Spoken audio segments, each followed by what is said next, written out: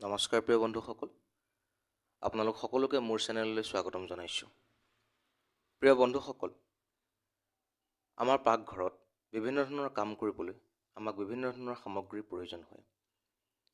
আৰু আজিকালি online delivery সুবিধা হোৱাৰ পৰা আমি বিভিন্ন বস্তু অনলাইনৰ যোগেদি অৰ্ডাৰ কৰিব পাৰোঁ।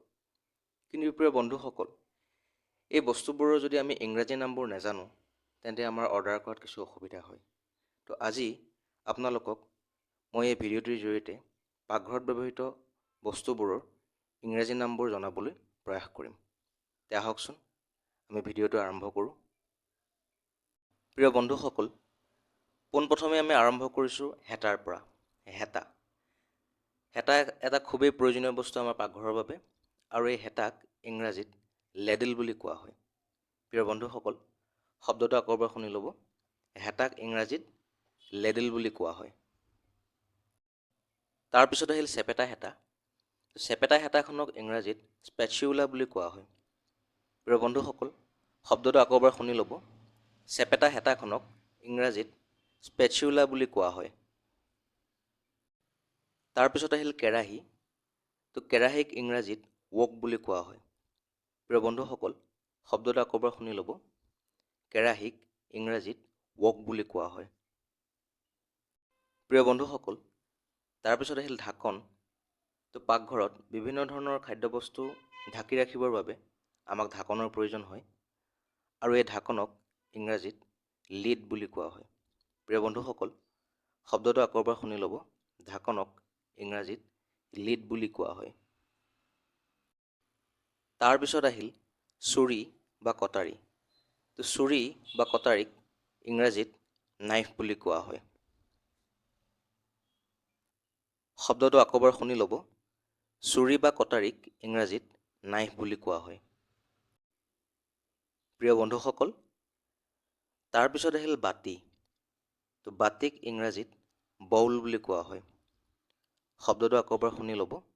বাতিক ইংৰাজীত বাউল বুলি কোৱা হয়। তাৰপিছত আহিল চাকনি। তো চাকনি আমি চাহ চেকিবৰ বাবে বা গাখীৰ চেকিবৰ বাবে বা বিভিন্ন ধৰণৰ জুলীয়া পদাৰ্থ চেকিবৰ কাৰণে আমি চাকনি ব্যৱহাৰ কৰোঁ, আৰু এই চাকনিক ইংৰাজীত ষ্ট্ৰেইনাৰ বুলি কোৱা হয়। প্ৰিয় বন্ধুসকল, শব্দটো আকৌ এবাৰ শুনি ল'ব। চাকনিক ইংৰাজীত ষ্ট্ৰেইনাৰ বুলি কোৱা হয়। তাৰপিছত আহিল এই চালনীখন, যিখন আমি পিঠাগুড়ি বা আটাগুড়ি চালিবৰ কাৰণে ব্যৱহাৰ কৰোঁ। তো প্ৰিয় বন্ধুসকল, এই চালনীখনক ইংৰাজীত চিফটাৰ বুলি কোৱা হয়।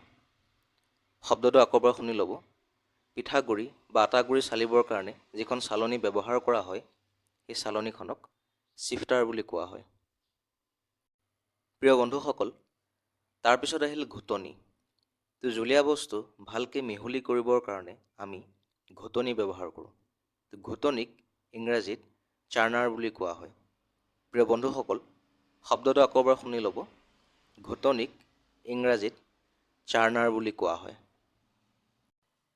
তাৰপিছত আহিল টাৱা, যিখন আমি পিঠা পুৰিবৰ কাৰণে বা ৰুটি পুৰিবৰ কাৰণে ব্যৱহাৰ কৰোঁ, আৰু এই টাৱাখনক ইংৰাজীত গ্ৰিডল বুলি কোৱা হয়। প্ৰিয় বন্ধুসকল, শব্দটো আকৌ এবাৰ ভালকৈ শুনি ল'ব। টাৱাক ইংৰাজীত গ্ৰিডল বুলি কোৱা হয়। তাৰপিছত আহিল পতা। বিভিন্ন ধৰণৰ বস্তু পিচিবৰ কাৰণে আমি পতা ব্যৱহাৰ কৰোঁ, আৰু এই পতাক গ্ৰীণষ্টন বুলি কোৱা হয়। শব্দটো আকৌ এবাৰ শুনি ল'ব। পতাক ইংৰাজীত গ্ৰীণষ্টন বুলি কোৱা হয়। তাৰপিছত আহিল চামুচ। তো চামুচখনক ইংৰাজীত স্পুন বুলি কোৱা হয়। প্ৰিয় বন্ধুসকল, শব্দটো আকৌ এবাৰ শুনি ল'ব। চামুচখনক ইংৰাজীত স্পুন বুলি কোৱা হয়।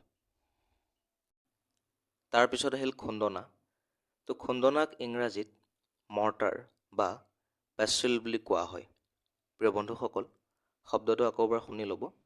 খুন্দনাক ইংৰাজীত মৰ্টাৰ বা পেষ্টেল বুলি কোৱা হয়। প্ৰিয় বন্ধুসকল, তাৰপিছত আহিল পিহনা। তো পিহনাক ইংৰাজীত গ্ৰেটাৰ বুলি কোৱা হয়। প্ৰিয় বন্ধুসকল, শব্দটো আকৌ এবাৰ শুনি ল'ব। পিহনাক ইংৰাজীত গ্ৰেটাৰ বুলি কোৱা হয়। তাৰপিছত আহিল কাটা চামুচ। তো কাটা চামুচখনক ইংৰাজীত ফৰ্ক বুলি কোৱা হয়। প্ৰিয় বন্ধুসকল, শব্দটো আকৌ এবাৰ শুনি ল'ব। কাটা চামুচক ইংৰাজীত ফৰ্ক বুলি কোৱা হয়। প্ৰিয় বন্ধুসকল, পাকঘৰত ব্যৱহৃত আৰু অনেক বস্তু আছে যিবোৰ আমি আন এটা ভিডিঅ'ৰ যোগেদি আপলোড কৰিম। আজিৰ ভিডিঅ'টো ইমানেই আছিল। ভিডিঅ'টি চাই কেনে পালে জনাব। যদি আপোনালোকৰ দৰকাৰী বুলি ভাবিছে তেন্তে ভিডিঅ'টি লাইক কৰিব আৰু আপোনাৰ বন্ধুবৰ্গৰ সৈতে শ্বেয়াৰ কৰিব আৰু চেনেলটো ছাবস্ক্ৰাইব কৰিব। ধন্যবাদ।